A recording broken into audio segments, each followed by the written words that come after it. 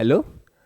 आज हम आपको बताने वाले हैं साइंस के यानी विज्ञान के छोटी छोटी बातों को जो हमारे जीवन में यानी हमारे लाइफ में और हमारे सब्जेक्ट में बहुत ज़्यादा रोल निभाता है। तो आज हम लोग चर्चा करने वाले हैं एनर्जी के बारे में और इसका जो दो रूप होता है, एक काइनेटिक एनर्जी और एक पोटेंशियल एनर्जी, उसके बारे में। ठीक है, तो यह जो वीडियो है उन सारे विद्यार्थियों के लिए है जो साइंस रिलेटेड अपने ज्ञान को आगे बढ़ाना चाहते हैं। ठीक है, तो हम लोग चर्चा करने वाले हैं यार एनर्जी के बारे में। तो सबसे पहले हम लोग शुरू करते हैं, एनर्जी क्या होता है।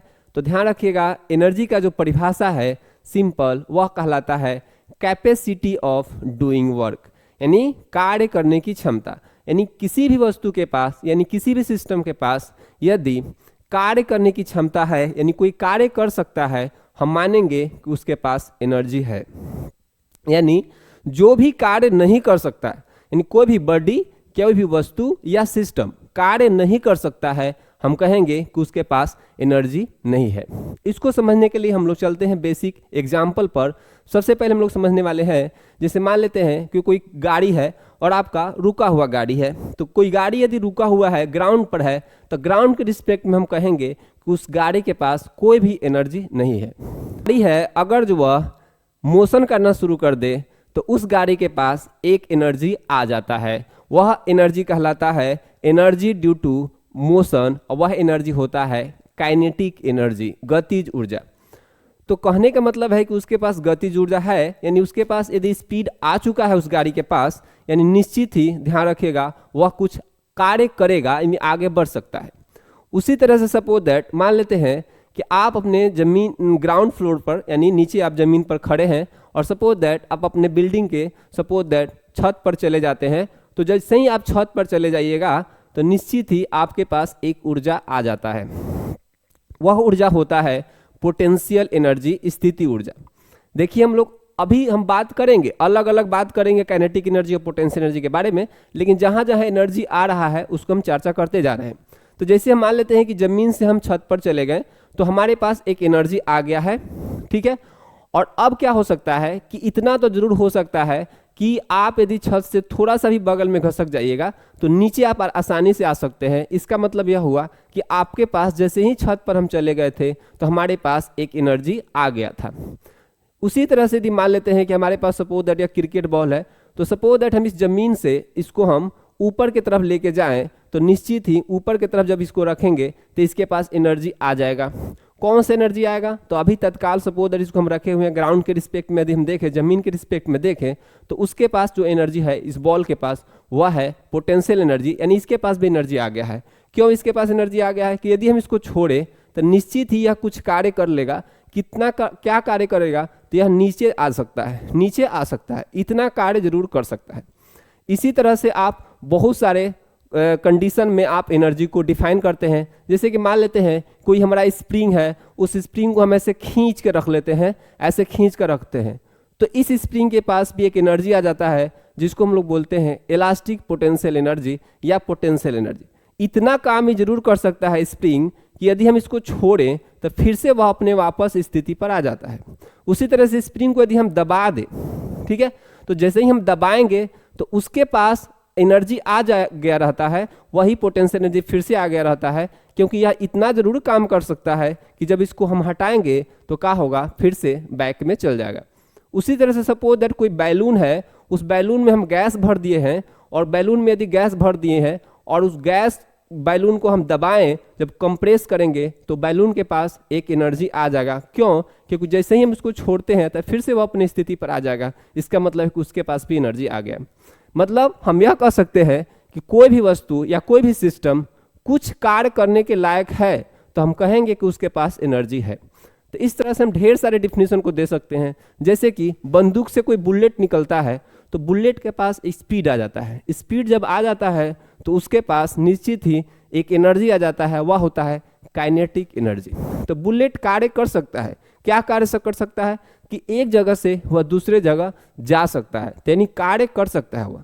यानी इसके मतलब यह हुआ कि बुलेट के पास एक काइनेटिक एनर्जी आ गया है। ठीक है, तो अब हम लोग समझते हैं, यहाँ पे देखिए लिखा हुआ है capacity of doing the work. ठीक है, तो एनर्जी के बारे में हम लोग समझते जा रहे हैं।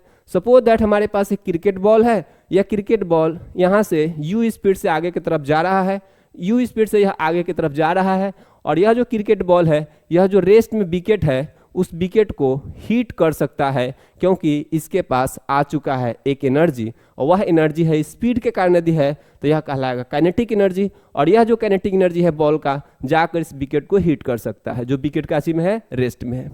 इसी तरह से यदि हम आगे बात करें तो हमारे पास सपोज दैट यह जो बॉडी है नीचे है, ग्राउंड पर है, और यदि हम इसको एच हाइट तक उठा देते हैं तो यह बॉल, इसके पास एक एनर्जी आ गया इस बॉडी के पास, और वह एनर्जी कौन होगा तो वह होगा पोटेंशियल एनर्जी। कौन सा एनर्जी होगा? Potential energy. इसके पास आ चुका है पोटेंशियल एनर्जी।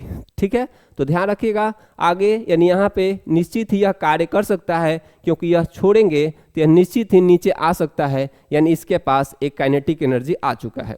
दूसरा हम बात करते हैं, जैसे कि सपोज दैट एक हैमर है, यानी एक हथौड़ा है, और यहाँ पे कील है, तो हम यहाँ से इसको उठाकर सपोज दैट ऐसे जैसे ही छोड़ेंगे, जब उठाएंगे और इस तरह से जब एक्शन देंगे, स्पीड में जब इसको लेके आएंगे तो निश्चित ही ध्यान रखेगा इसके पास काइनेटिक एनर्जी है, और यह जो एनर्जी है इसको यूज किया जा सकता है, इस एनर्जी को, हथौड़ा को स्पीड से। ठीक है, तो यदि स्पीड से आ रहा है तो निश्चित ही इसके पास एनर्जी होगा, और यह एनर्जी जाकर यहाँ पे ट्रांसफर होगा, यानी इस हथौड़ा के पास भी एनर्जी आ गया होगा, जिसके कारण आप कील को क्या करिएगा, ठोक सकते हैं। ठोकना मतलब इसको दबा सकते हैं, नीचे की तरफ कर सकते हैं।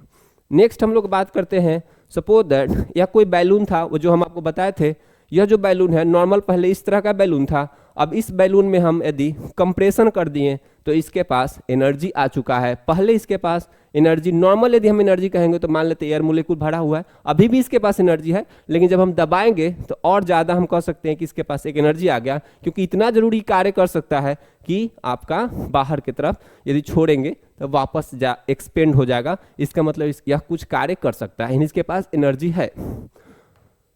उसी तरह से यदि हम स्प्रिंग को देखें तो जो स्प्रिंग को यदि हम दबा दें, इस तरह से दबाएं, तो निश्चित ही इसके पास एक एनर्जी आ जाएगा। वो आप जानते ही, अभी बताए थे आपको, potential energy, spring potential energy या इलास्टिक पोटेंशियल एनर्जी। दूसरा आप बता सकते हैं, जैसे रबर है, रबर को हम लोग खींचते हैं, तो जब रबर को हम खींचते हैं तो उसमें क्या होता है कि उसमें भी रीस्टोरिंग कंडीशन रहता है, यदि आप छोड़िएगा तो वापस आ जाएगा। मतलब उस रबर के पास भी एक एनर्जी आ गया, क्योंकि जैसे ही छोड़ते हैं वो वापस आ जाता है। ठीक है, उसी तरह से हम यदि बात करें और आगे, सपोज दैट ये हमारा धनुष है और यह हमारा नॉर्मल धनुष है, इसका जो स्ट्रिंग है जो बंधा हुआ है नॉर्मल, इसके पास अभी कोई एनर्जी नहीं है, यानी इस धनुष और इसके पास जो धागा जो बांधा हुआ है इसमें स्ट्रिंग, उसके पास नॉर्मली यदि सिस्टम के पास कहा जाए तो यहाँ पे कोई एनर्जी नहीं है, यहाँ पे कोई एनर्जी नहीं है। लेकिन जब इसको हम लोग खींच के रख दें, जब तीर को हम पूरी तरह से कमान इस पर चढ़ा दें और तब देखें तो इसके पास निश्चित ही एनर्जी है, क्योंकि इसके पास आ गया है, इस रबर के पास, ये जो रबर दिखाई दे रहा है जो स्ट्रिंग है, और जो इसमें इलास्टिसिटी रहता है, इस वाले धनुष के पास जो इलास्टिक प्रॉपर्टी रहता है, इलास्टिक गुण रहता है, जिसके कारण इसमें एक एनर्जी आ जाएगा। वह एनर्जी होगा इलास्टिक पोटेंशियल एनर्जी। ठीक है, उसके बारे में हम लोग और बाद में चर्चा करेंगे। तो इलास्टिक पोटेंशियल आ गया है रबर और इस धनुष के कारण, जो इसमें इलास्टिक गुण है उसके कारण। अब यहाँ से छोड़ा जाएगा तो यह जरूर ही कुछ कार्य कर सकता है, यानी इसके पास भी एक निश्चित ही एनर्जी आ चुका है, एनर्जी नॉट इक्वल टू 0 है, यानी इसके पास एनर्जी है। अगला हम लोग बात करेंगे कि एनर्जी का यूनिट क्या होता है। तो एनर्जी का जो यूनिट होता है, सबसे पहले हम बात करेंगे एसआई मात्रक, यानी एसआई मात्रक जो होता है जूल होता है, यानी एनर्जी को यदि एसआई में हम कहें तो हम मापते हैं काची से, जूल से। दूसरा यदि हमसे कहा जाए कि सीजीएस यूनिट बताइए तो वह होता है अर्ग। क्या होता है? अर्ग।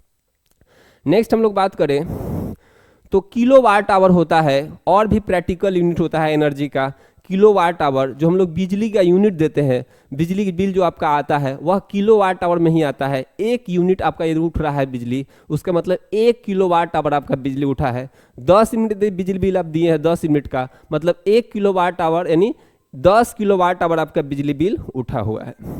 उसके बाद यदि हम बात करें आगे, उसके बाद यदि हम बात करें तो 1 किलोवाट आवर कितना के बराबर होता है। यदि इसको हम डिस्कशन करने जाएं तो हम कह सकते हैं 1 किलो का मतलब हो जाता है 1000, और वाट का मतलब होता है जूल बाई सेकेंड, और आवर का मतलब होता है 3600। ठीक है, और यदि हम इस 3600 सेकेंड, 1 आवर में 3600 सेकेंड होता है। यदि हम सेकेंड सेकेंड को काट दें और फाइनली यदि इसको हम एडजस्ट करें तो 36 गुने हो जाएगा 10 का पावर 5 और बचेगा का चीज, तो यहाँ दिखाई दे रहा होगा जूल। क्या बचने वाला है? जूल। अब इसको हम यदि मॉडिफाई कर देते हैं तो लिखते हैं 3.6 गुने 10⁶ जूल। तो आपसे कोई कहेगा कि 1 किलोवाट आवर में कितना जूल हो सकता है, तो वह होता है 3.6 गुने 10⁶ जूल। नेक्स्ट हम लोग बात करते हैं कैलोरी। तो जो उष्मा होता है, जो उष्मा हीट का है, हीट को हम लोग मेजरमेंट करते हैं जनरली। उष्मा जो होता है, जो आप गर्मी जो देखते हैं आपका, वह हम लोग कैलोरी में यूज करते हैं। या खाने पीने वाला भी जो रहता है जनरली हम लोग कैलोरी में यूज करते हैं। तो 1 कैलोरी में यदि जो है हमारा 1 कैलोरी में वह जो होता है वह है आपका 4.2 जूल। तो 1 कैलोरी में आपसे कोई पूछे कितना जूल होता है, तो वह होता है 4.2 जूल।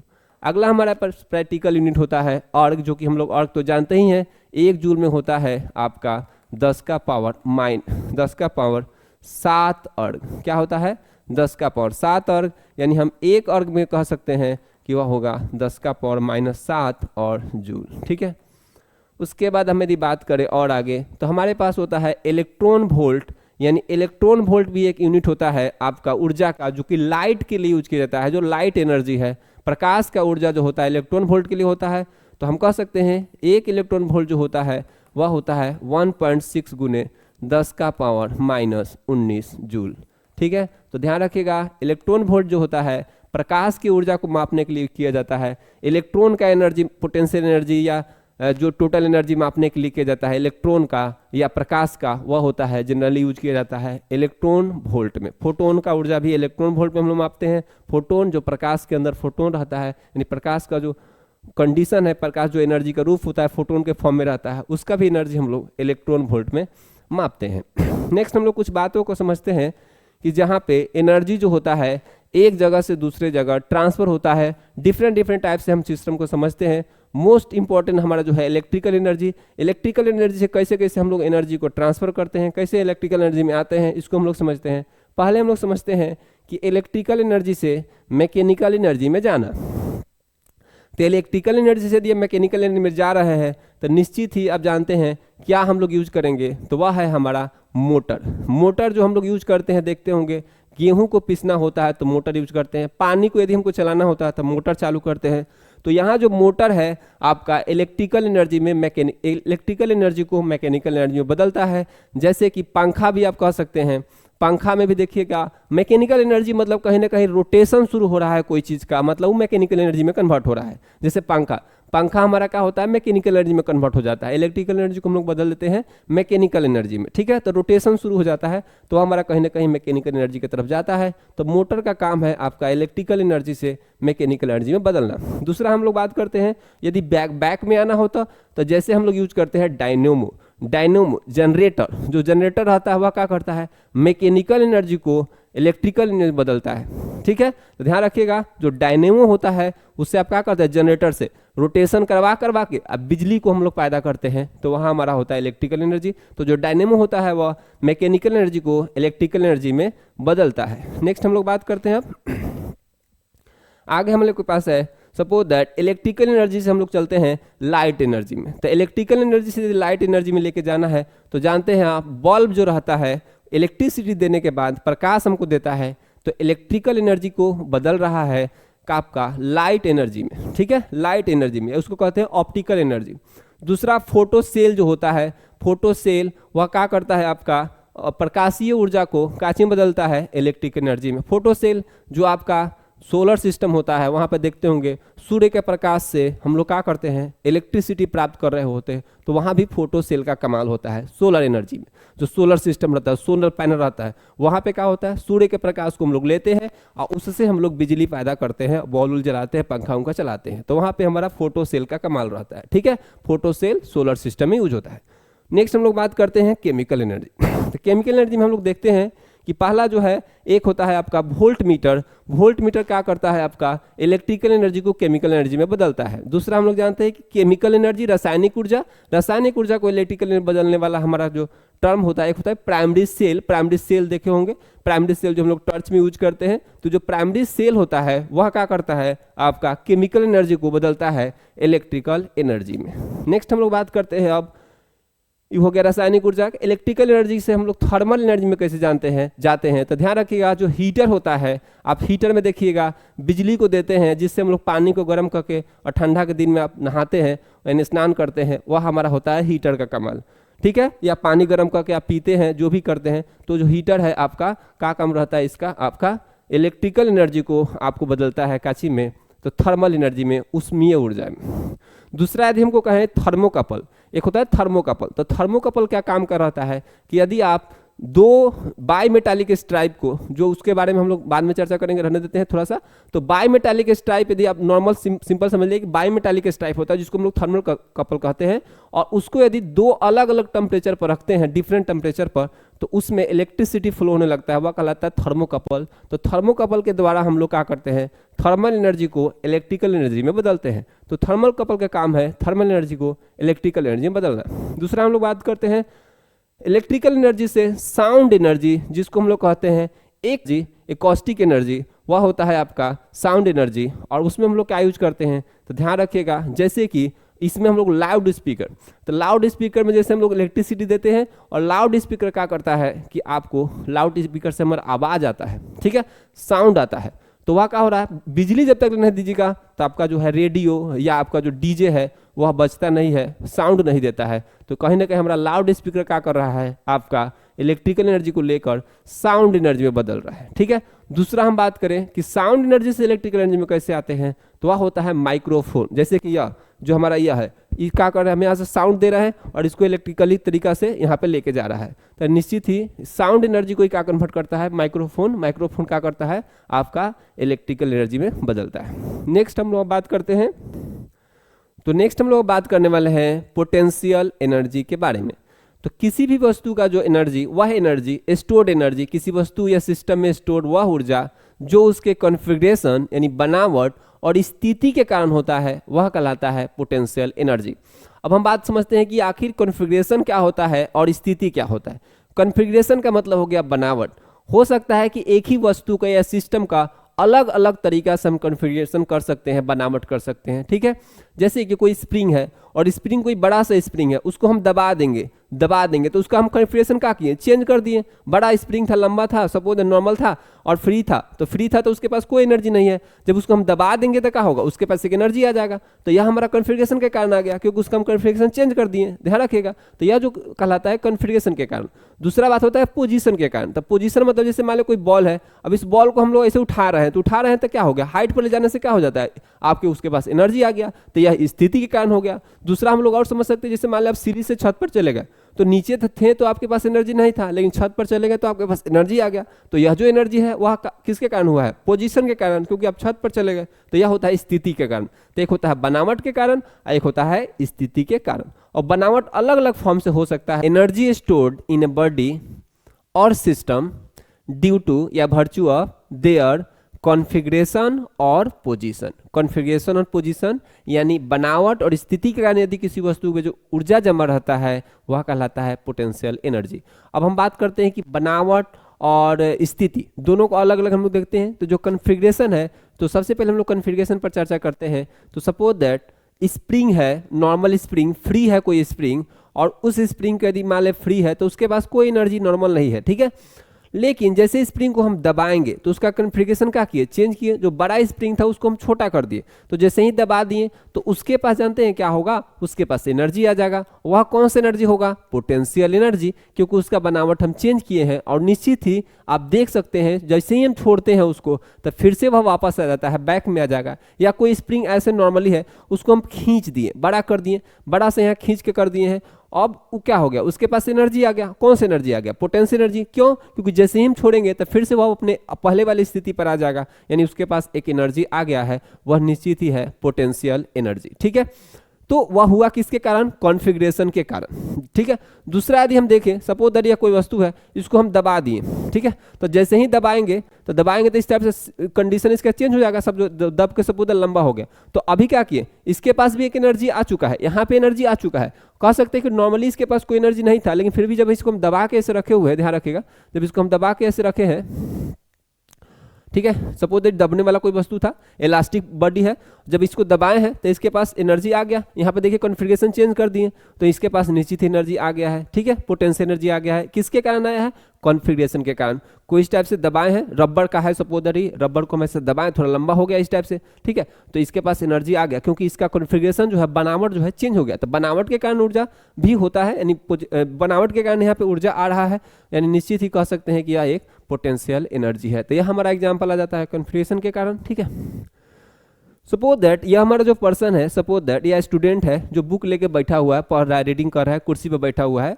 तो नॉर्मली यदि हम कहा जाए कि इसके पास एनर्जी है, सपोज दैट हाइट पर कुछ है तो कुछ तो एनर्जी होगा, लेकिन ध्यान रखिए बैठा हुआ आदमी अपना कॉन्फ़िगरेशन चेंज कर ले, खड़ा हो जाए, तो खड़ा हो जाएगा तो इसके पास एनर्जी आ जाएगा। और इस केस में हम देखेंगे कि निश्चित ही यहाँ पे जो एनर्जी है इसके पास ज़्यादा है, कॉन्फ़िगरेशन के कारण आपका एनर्जी ज़्यादा हो गया। पर्सन आपका या स्टूडेंट जो है खड़ा हो चुका है, तो इसके पास जो है एनर्जी बढ़ चुका है। तो यहाँ पे आपका निश्चित ही कॉन्फ़िगरेशन के कारण हुआ। दूसरा हम बताए थे स्प्रिंग वाला, तो स्प्रिंग को यदि आप दबाइएगा तो इसके पास कॉन्फ़िगरेशन इसका चेंज होगा और फिर कॉन्फ़िगरेशन चेंज होगा, क्योंकि यह छोटा सा हो जाएगा स्प्रिंग, जैसे ही छोड़ेंगे तो वापस जाएगा, तो इसके पास एनर्जी है, उसी तरह से खींचेंगे तो इसका कॉन्फ़िगरेशन चेंज हुआ, और जैसे ही छोड़ेंगे तो वापस आ जाएगा, इसके मतलब उसके पास एनर्जी है, और यह है स्थिति ऊर्जा। तो यहाँ पे भी स्थिति ऊर्जा है, तो ध्यान रखिएगा।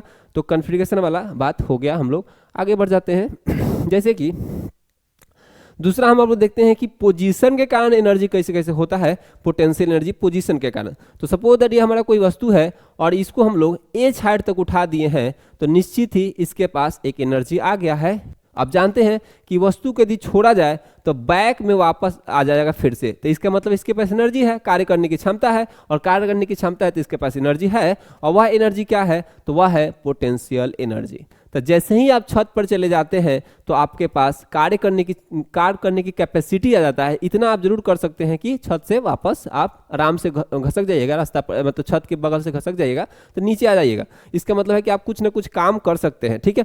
तो आपके पास एक एनर्जी आ गया, और चूंकि हाइट के कारण आया है, ऊंचाई के कारण आया है, इस कारण से यह आपका है पोटेंशियल एनर्जी। तो यह कहलाएगा पोजीशन के कारण।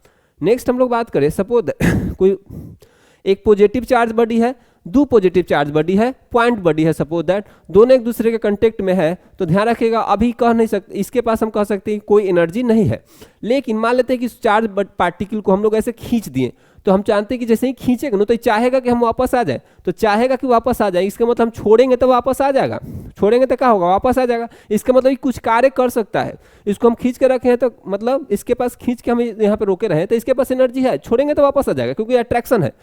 तो इसका मतलब इसके पास एनर्जी है, और ये कौन किसके कारण हुआ है? स्थिति के कारण। स्थिति चेंज कर दी, इसका पोजीशन चेंज कर दी, जिसके कारण से एनर्जी आ गया, और यह है निश्चित ही पोटेंशियल एनर्जी।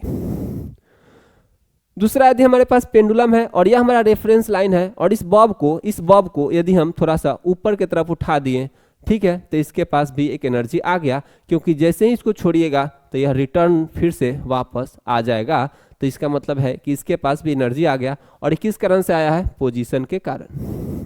तो अब हम लोग चलते हैं पोटेंशियल एनर्जी के जो एक्सप्रेशन है उसके बारे में। तो ध्यान रखिएगा, पोटेंशियल एनर्जी जो होता है वह होता है किसी भी कंजर्वेटिव फील्ड में। अभी कंजर्वेटिव फील्ड क्या होता है पहले समझ लेते हैं डेफिनेशन को, कि पोटेंशियल एनर्जी कंजर्वेटिव फील्ड में ही डिफाइन होता है सिर्फ। तो ध्यान रखिएगा, कंजर्वेटिव फील्ड को जानना यहाँ जरूरी है। तो देखिए, वैसा फील्ड या वैसा क्षेत्र, यानी वैसा बल क्षेत्र, यानी वैसा क्षेत्र जहाँ पे बल का प्रभाव हो, यानी वैसा बल क्षेत्र जिसमें वस्तु को एक जगह से दूसरे जगह ले जाया जाए। तो जो बल, यानी जिस बल के कारण वस्तु एक जगह से दूसरे जगह जाए, तो वह रास्ता पर निर्भर नहीं करे, किस रास्ता से ले गए हैं उस पर निर्भर नहीं करे। तो वैसे क्षेत्र को हम लोग कहते हैं कंजर्वेटिव फोर्स फील्ड या कंजर्वेटिव फील्ड, ठीक है, यानी संरक्षित बल क्षेत्र या संरक्षित क्षेत्र। तो संरक्षित क्षेत्र में, जैसे कि हम लोग भी किस क्षेत्र में है? संरक्षित क्षेत्र में, ग्रेविटेशनल फील्ड में है। ग्रेविटेशनल फील्ड एक कंजर्वेटिव फील्ड होता है, मैग्नेटिक फील्ड एक कंजर्वेटिव फील्ड होता है। इलेक्ट्रिक फील्ड, एक कंजर्वेटिव फील्ड होता है। तो यह सब जो फील्ड है आपका कंजर्वेटिव फील्ड है, ठीक है। तो कंजर्वेटिव फील्ड में यदि वस्तु यानी कोई बल वस्तु को एक जगह से दूसरी जगह ले जाए और उस बल के द्वारा जो किया गया कार्य हो वह रास्ता पर निर्भर नहीं करे, किस रास्ते से लेके गए हैं, घुमा फिरा के कहीं से ले गए हैं, उससे कोई मतलब नहीं, सिर्फ इनिशियल और फाइनल पोजीशन पर निर्भर करे, देन वो कहलाता है, उस फील्डवा को कहते हैं कंजर्वेटिव फोर्स फील्ड या कंजर्वेटिव फील्ड, संरक्षित बल क्षेत्र या संरक्षित क्षेत्र। तो ऑलवेज जो पोटेंशियल एनर्जी परिभाषित होता है, स्थिति ऊर्जा, हमेशा कंजर्वेटिव फील्ड में ही परिभाषित होता है, पोटेंशियल एनर्जी, ठीक है। तो हम बात करते हैं कि यहाँ पे जो पोटेंशियल एनर्जी डिफाइन होता है कंजर्वेटिव फील्ड में, वह होता है निगेटिव ऑफ वर्क डन के ऋणात्मक, यानी जितना कार्य कोई बल करेगा कंजर्वेटिव फोर्स फील्ड में वह होगा उसके ऋणात्मक ले लेंगे तो वह होगा आपका पोटेंशियल एनर्जी के बराबर।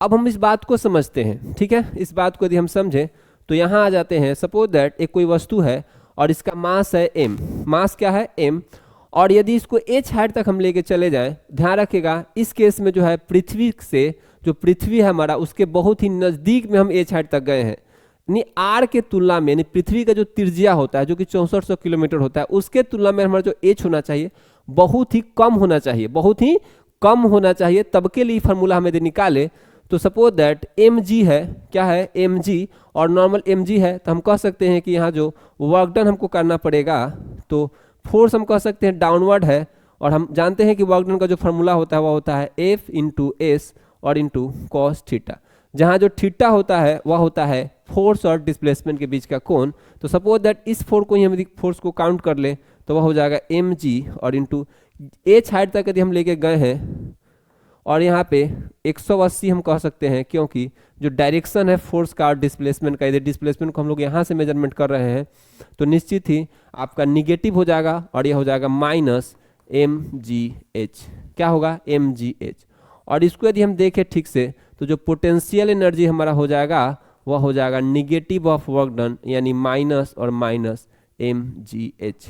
तो यहाँ जो हमारा पोटेंशियल एनर्जी होता है, यानी जब आप छत पर चले जाते हैं तो आपके पास जो पोटेंशियल एनर्जी हो जाता है वह होता है mgh, यानी आपका मास गुने gravity, acceleration due to gravity, g यानी 9.8 मीटर पर सेकेंड स्क्वायर, और h जो हाइट है आपका वह उतना आपके पास एनर्जी आ जाएगा यदि आप छत पर चले जाते हैं, ठीक है। क्योंकि छत का जो हाइट है हमारे पृथ्वी के रेडियस के तुलना में बहुत ही नज़दीक है, तभी के लिए फार्मूला अप्लाई होता है mgh।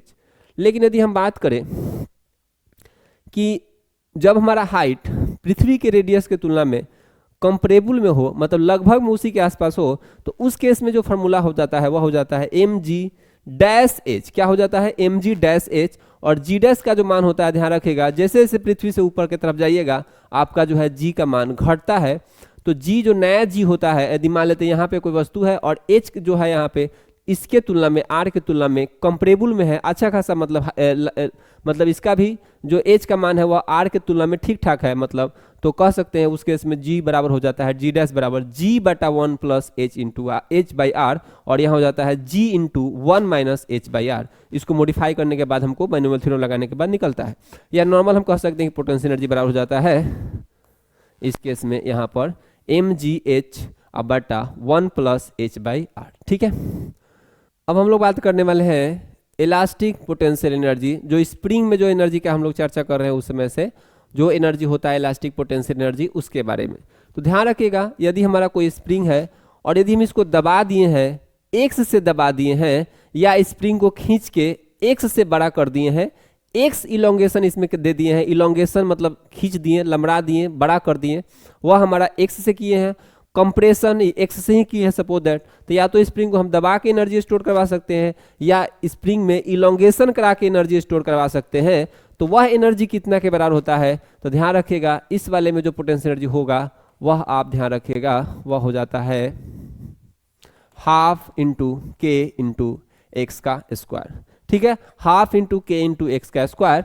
इसका डेरिवेशन आप जब लेक्चर आएगा उसमें आप देखिएगा, ठीक है। तो हमारे पास जो डिटेल लेक्चर आएगा वहां पे हम लोग समझेंगे। तो अभी आप फॉर्मूला को ध्यान रखिएगा, माइंड में सेट रखिएगा, जो कि आपके लिए बहुत इंपॉर्टेंट है छोटे छोटे एग्जाम में या जो भी एग्जाम होता है वहाँ पे ये फॉर्मूला का यूज है, इसलिए थोड़ा सा ध्यान दे दीजिएगा। बाकी हम समझते हैं कि जैसे ही स्प्रिंग को हम दबाएंगे तो स्प्रिंग जो है एक अपोजिंग फोर्स लगाना शुरू कर देता है, विरोध करता है। जिस फोर्स से यह विरोध करता है उस फोर्स का नाम देते हैं लोग स्प्रिंग फोर्स। क्या देते हैं? Spring force. और स्प्रिंग फोर्स किसके बराबर हो जाता है? माइनस के एक्स के बराबर। एक हमारा है इलोंगेशन, एक हमारा है इलोंगेशन या कंप्रेशन। ठीक है, तो ऑलवेज ध्यान रखिएगा डिस्प्लेसमेंट के विपरीत दिशा में फोर्स काम करता है, डिस्प्लेसमेंट के विपरीत दिशा में काम करता है स्प्रिंग फोर्स, जो कि बराबर होता है स्प्रिंग कांस्टेंट अगुने के। क्या है हमारा पास? के हमारे यहाँ पास है, यहाँ पर यह है स्प्रिंग कांस्टेंट। क्या है? Spring constant. स्प्रिंग कांस्टेंट का जो मात्रक होगा न्यूटन पर मीटर होता है। तो हमारे पास यह आ गया इलास्टिक पोटेंशियल एनर्जी का फॉर्मूला। दूसरा, जैसे हम यहाँ पे खींचते हैं, जैसे ही हम इसको खींचेंगे तो स्प्रिंग जो है अपोजिट की तरफ फोर्स लगाएगा, वह होगा एफ एस, जो कि होता है माइनस के एक्स के बराबर। तो ध्यान रखिएगा हाफ इंटू के एक्स स्क्वायर हो जाएगा आपका एनर्जी। ठीक है, ध्यान रखिएगा स्प्रिंग फोर्स का यदि मैग्नीट्यूड में मान लेना होगा तो हम लोग लेंगे एफ के एक्स। तो अगर जो कहीं एग्जाम में एक्स की जगह हटा के लिखा होगा तो एक्स की जगह हटाइएगा F by X, F by के हटाइएगा, तो यहाँ एफ बाई के जब भरिएगा तो इस तरह से आप भर के अपना आगे बढ़ा के और लिख सकते हैं, जैसे कि यहाँ पे हो जाएगा हाफ और यहाँ हो जाएगा एफ स्क्वायर और यहाँ के, तो हाफ एफ स्क्वायर बाई मतलब एफ स्क्वायर बाई 2 के। इस तरह से आगे बढ़ा सकते हैं। बेसिकली आप याद रख रहिएगा हाफ के एक्स स्क्वायर। ठीक है, अब हम लोग नेक्स्ट आगे बढ़ जाते हैं। दूसरा बात कि जो एनर्जी होता है पोटेंशियल एनर्जी, तो ध्यान रखिएगा चूंकि कंजर्वेटिव फील्ड में बात होता है तो उसमें जो वर्क डन होगा आपका निश्चित ही पाथ पर निर्भर करेगा नहीं, रास्ता पर निर्भर करेगा नहीं। किस रास्ते से ले गए इसको कोई मतलब नहीं है। इसका मतलब कोई वस्तु है और उसको एच हाइट तक हम लेके गए हैं तो यहाँ पे एनर्जी होगा एम जी एच, यानी यहाँ जो पोटेंशियल एनर्जी होगा वह होगा एम जी एच। तो निश्चित ही यहाँ भी जो पोटेंशियल एनर्जी होगा एम जी एच, आप इस रास्ता से लेके गए हैं, इधर से इधर, फिर इधर से इधर, फिर इधर से इधर, फिर इधर से, इससे कोई फर्क नहीं पड़ने वाला है। एच हाइट तक लेके गए हैं, एनर्जी आपका एम जी एच ही होगा। दूसरा हमसे कहा जाए कि क्या पोटेंशियल एनर्जी निगेटिव में होता है, तो हाँ पोटेंशियल एनर्जी निगेटिव में भी होता है। यदि मान लेते हैं कोई रेफरेंस लाइन है यहाँ पे और रेफरेंस लाइन से ऊपर की तरफ मेजरमेंट कर रहे हैं, ऊपर वाले को यदि हम प्लस माप रहे हैं ऊपर वाले को, तो निश्चित ही यह होगा आपका एम जी एच। तो यहाँ से ऊपर में हम जाएंगे तो एम जी एच पॉजिटिव में होगा, एम जी एच पॉजिटिव में होगा। और यदि नीचे एच हाइट तक है तो वस्तु के पास वह जो एनर्जी होगा वह का माइनस में एम जी एच होगा। तो पोटेंशियल एनर्जी निगेटिव भी हो सकता है और पॉजिटिव भी हो सकता है। तो ध्यान रखिएगा पहला बात यदि हम पोटेंशियल एनर्जी के बारे में कहें तो यह एक निश्चित ही कंजर्वेटिव फील्ड में ही सिर्फ परिभाषित होता है, संरक्षित बल क्षेत्र में ही सिर्फ परिभाषित होता है पोटेंशियल एनर्जी। तो वही लिखा हुआ है संरक्षित बल क्षेत्र में परिभाषित होता है। हिंदी में यदि कहीं स्पेलिंग इधर उधर होगा तो आप उसके लिए माफ करिएगा। नीचे आपका पोटेंशियल एनर्जी का हम बात करें कि पॉजिटिव भी हो सकता है और निगेटिव भी हो सकता है। पोटेंशियल एनर्जी आपका पॉजिटिव भी हो सकता है, निगेटिव भी हो सकता है। दूसरा ध्यान रखिएगा potential energy frame of reference पर निर्भर करता है, कहाँ से आप देख रहे हैं, कैसे सिस्टम को समझ रहे हैं, मतलब कौन से फ्रेम पर से देख रहे हैं, इस पर भी निर्भर करता है पोटेंशियल एनर्जी। दूसरा यदि हम समझें, अब हम लोग समझने वाले हैं काइनेटिक एनर्जी के बारे में। तो वह एनर्जी जो किसी वस्तु के मोशन के कारण होता है, गति के कारण होता है, वह कहलाता है काइनेटिक एनर्जी। वह कहलाता है काइनेटिक, यानी कोई वस्तु जिसके पास यदि गति है तो उसके पास निश्चित ही काइनेटिक एनर्जी आ जाएगा, जो कि हम लोग शुरू में थोड़ा थोड़ा इसका चर्चा किए हैं। जैसे कि मान लेते कोई बुलेट है और इसमें समझते हैं लोग कि बुलेट जो आगे रहता है गन के, मतलब यहाँ पे फिट रहता है, तो स्प्रिंग के साथ जुड़ा रहता है। तो स्प्रिंग से जैसे ही वो निकलता है, स्प्रिंग में एनर्जी स्टोर रहता है, दबा हो रहता है, तो स्प्रिंग में एनर्जी स्टोर होता है। तो वह स्प्रिंग जो है अपना एनर्जी देता है, पोटेंशियल एनर्जी। वह स्प्रिंग अपना एनर्जी देकर बुलेट के अंदर जो स्प्रिंग, आई थिंक गन के अंदर जो स्प्रिंग रहता है, वह अपना एनर्जी ट्रांसफर करता है बुलेट को। अब जैसे ही अपना एनर्जी इसको ट्रांसफर करेगा पोटेंशियल एनर्जी, तो बुलेट के पास आ गया स्पीड और अब बुलेट के पास आ चुका है काइनेटिक एनर्जी। दूसरा, सपोज दैट एक नारियल का पेड़ है और वह एच हाइट पर है, सपोज दैट किसी भी हाइट पर, पर्टिकुलर हाइट पर है, उसमें जो नारियल जो लटका हुआ है नारियल, वह यदि यहाँ से जब चलेगा तो ध्यान रखिएगा जैसे ही चलेगा तो शुरू में तो इसके पास स्पीड 0 होगा, लेकिन नीचे जाते जाते तो इसके पास स्पीड आ जाएगा, निश्चित ही आ जाएगा स्पीड।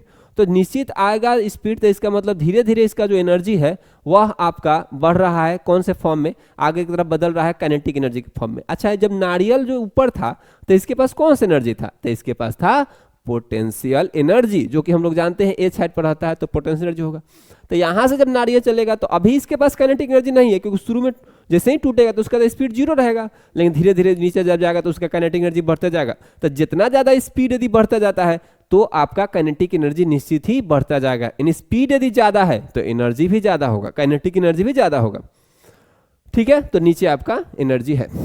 क्या ये कुछ कार्य कर सकता है? निश्चित ही यह बुलेट जो है कार्य करता है, जो आगे जाकर बहुत दूर तक जाता है, मोशन करेगा, दूरी तय करेगा, तो यह हमारा इसके पास एनर्जी है। क्या यह कुछ कार्य कर सकता है नारियल के? हाँ, बहुत सारा। नीचे जब यदि हम कोई सैंड पार्टिकल रख दे तो उसको धंसा देगा।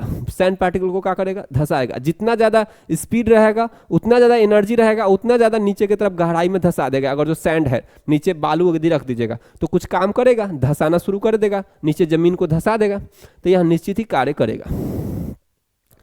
अब यदि हम बात करते हैं आगे, तो यहां से हम यदि और आगे बढ़े तो सपोज दैट कोई पर्सन है और यह अपने गाड़ी में बैठा हुआ है, यू स्पीड से जा रहा है, तो इसके पास एनर्जी है। और वह कौन सी एनर्जी है? तो इसके पास है काइनेटिक एनर्जी। कौन सी एनर्जी है? Kinetic energy.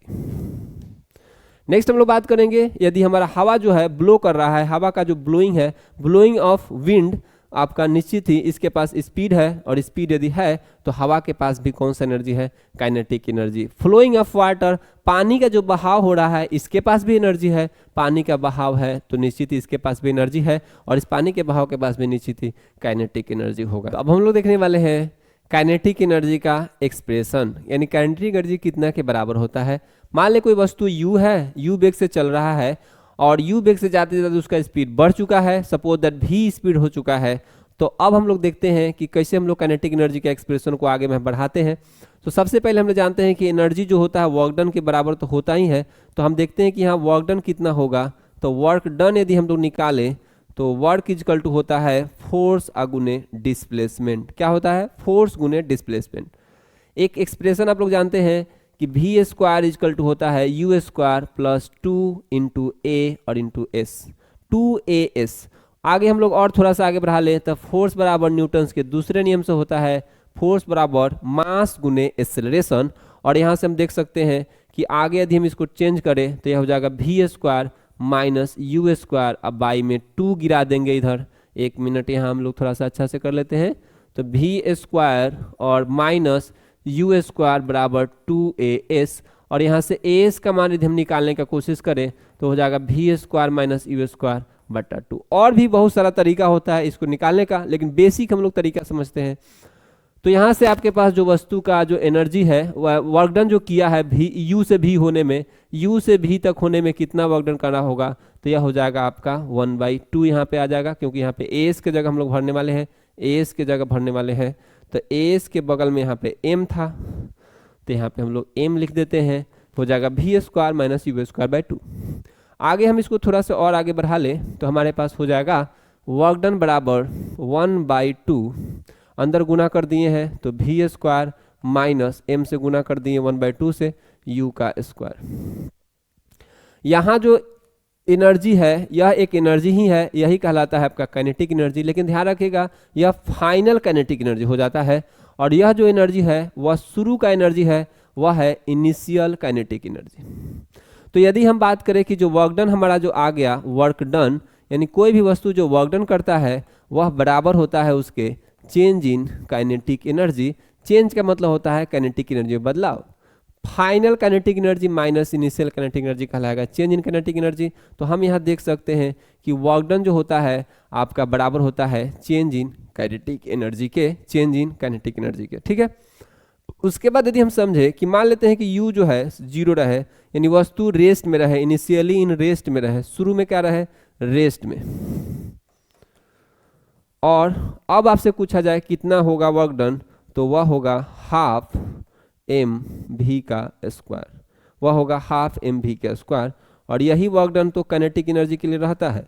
तो हम कह सकते हैं कि जो है कोई भी वस्तु का जो काइनेटिक एनर्जी होगा वह हो जाएगा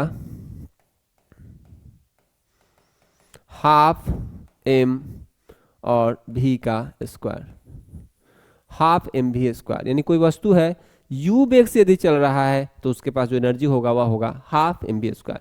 यानी पीछे आप जितना भी देखे थे यहाँ पे वस्तु जो मोशन कर रहा था, यहाँ पे देखिए ध्यान से, यहाँ पर जैसे यहाँ पे जा रहा है, ठीक है, तो यहाँ पे इसके पास एनर्जी आ चुका है। जैसे ये जा रहा है बुलेट तो इसके पास एनर्जी आ गया है हाफ एम यू स्क्वायर। जैसे ही आप पहुँचेगा नीचे ग्राउंड पर तो हो जाएगा इसके पास स्पीड यू स्क्वायर। जैसे जैसे नीचे जाएगा एनर्जी बढ़ता जाएगा क्योंकि स्पीड का मान बढ़ता जाएगा। इसका एनर्जी कोई पूछेगा तो हो जाएगा half m u square. U वेग से यदि लगातार ही जा रहा है तो इसी तरह से आगे हम लोग बढ़ जाते हैं। तो काइनेटिक एनर्जी का जो फॉर्मूला हमारे पास आ चुका है वो गया हाफ एम वी स्क्वायर।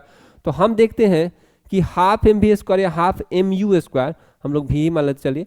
तो यहाँ पे हम देख सकते हैं कि मास तो हमेशा पॉजिटिव होता है, तो हम देख सकते हैं कि मास तो हमेशा क्या होगा पॉजिटिव, और स्पीड का है स्क्वायर तो वर्क जो होता है हमेशा पॉजिटिव होता है। तो काइनेटिक एनर्जी जो होगा वह ऑलवेज एक पॉजिटिव क्वांटिटी होगा, ऑलवेज पॉजिटिव। लेकिन वही पोटेंशियल एनर्जी पॉजिटिव भी होता है और निगेटिव भी होता है। नेक्स्ट हम लोग बात करते हैं कि आगे निगेटिव हो सकता है क्या? कभी भी निगेटिव नहीं होगा, नेवर निगेटिव। दूसरा, क्या फ्रेम ऑफ रेफरेंस पर निर्भर करेगा? हाँ, फ्रेम ऑफ रेफरेंस पर भी काइनेटिक एनर्जी निर्भर करेगा। जैसे कि कोई ट्रेन में कोई आदमी है बैठा हुआ है, दो आदमी मान लें ट्रेन में है, तो ट्रेन में के आदमी एक आदमी दूसरे को जब देखेगा तो कहेगा कि आप तो भाई रेस्ट में है, और रेस्ट में है तो आपके पास तो एनर्जी है नहीं, मतलब उसके पास काइनेटिक एनर्जी नहीं है। लेकिन ट्रेन में के आदमी को यदि प्लेटफॉर्म का आदमी देखेगा, प्लेटफॉर्म से यदि आदमी देखेगा ट्रेन को, तो एक अलग फ्रेम से देख रहा है। ट्रेन में एक अलग फ्रेम रहता है, तो ट्रेन के रिस्पेक्ट में यदि देखा जाए तो अंदर का जो आदमी है आपका रेस्ट में है। लेकिन प्लेटफॉर्म के रिस्पेक्ट में यदि हम देखें ट्रेन के अंदर के आदमी को तो वह मोशन में है और उसके पास काइनेटिक एनर्जी है। तो kinetic energy frame of reference पर निर्भर करता है। और उसके बाद पोटेंशियल एनर्जी भी निर्भर करता था। जैसे यहाँ देखिए दो व्यक्ति है और ये जा रहा है, तो यह इसको जब देखेगा, इसको देखेगा तो कहेगा भाई तुम तो रुका हुआ है, तो तुम्हारे पास तो काइनेटिक एनर्जी है नहीं। ये भी इसको कहेगा तुम्हारे पास काइनेटिक एनर्जी नहीं है। लेकिन यहाँ से जो प्लेटफॉर्म से देखेगा ट्रेन के अंदर के जो आदमी है, तो ये सब जब भाग रहा है यू स्पीड से, तो इसके पास एनर्जी है। और कितना एनर्जी है? तो होगा हाफ एम।